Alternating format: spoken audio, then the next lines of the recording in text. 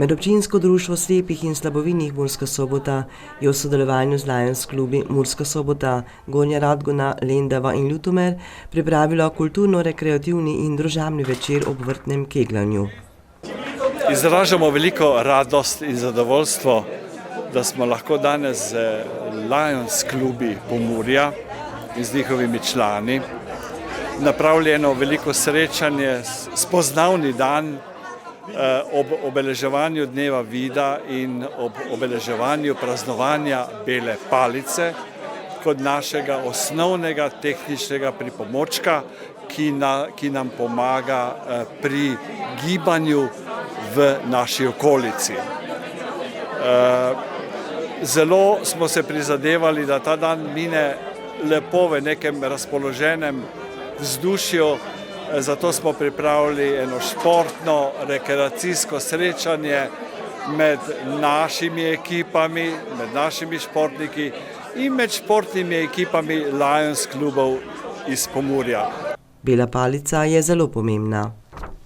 To je prvi in osnovni tehnični pripomoček, ki ga je slepa oseba dobila v roke. To je bilo pred skoraj 100 leti. Zgodovina je dolga in tudi zgodovina bele palice je dolga tudi 100 let. Seveda bela palica je lahko opremljena tudi z dodatki, z nekimi ultrazvočnimi tipali, ki lahko osebi z izgubo vida zelo točno pokaže, kje se giblje, ampak tudi naučiti se je treba hoditi z belo palico. Osnovni cilj je, da varuje nas pred drugimi, mi z njo tipamo pred sabo, je neka podaljšana roka ali je celo, kot eni pravijo, kamera, ki nam pred nami in okrog nas pokaže neko pot, po kateri se gibljemo. Tako da je osnovni res zelo pomemben pripomoček, brez katerega slepi ne morejo, odnosno eni se celo ne odločajo zanj, rajši imajo spremljevalca ob sebi, iz razloga, ker je tudi z belo palico potrebno ravnati previdno, preudarno, ker ona varuje nas in varuje vas. Zato pa je poznavanje pravil hoje z belo palico in tistih soudeležencev v prometu zelo pomembno. In ko je to sinhronizirano, to nekako gre. V mesecu maju se je društvo vselilo v nove prostore, ki pa še niso dokončno urejeni, ker še čakajo na opremo.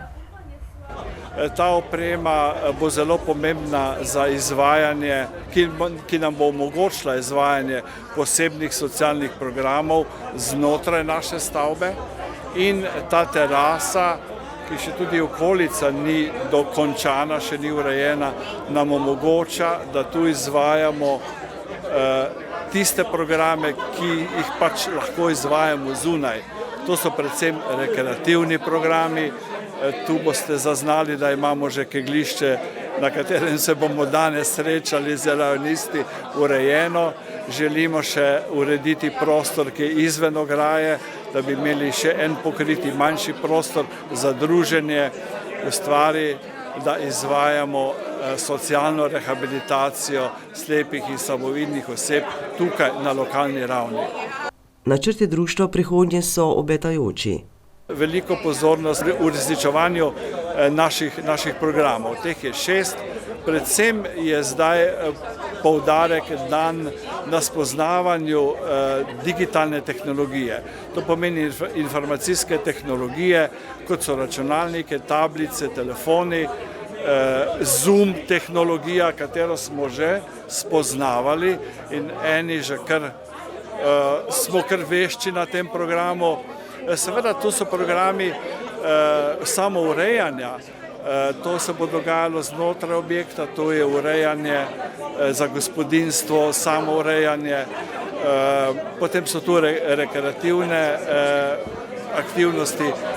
Naprimer imamo znotraj, boste opazili, tudi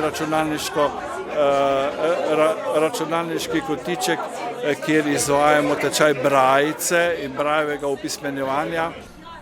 Vid je pri zaznavanju in prejemanju informacij iz okolja najpomembnejši čut, saj je večina informacij predstavljena v vizualni obliki, zato je pri oblikovanju informacij, označevanju poti in stavb, spletnem načrtovanju in na drugih področjih potrebno upoštevati tudi potrebe ljudi z okvarami vida.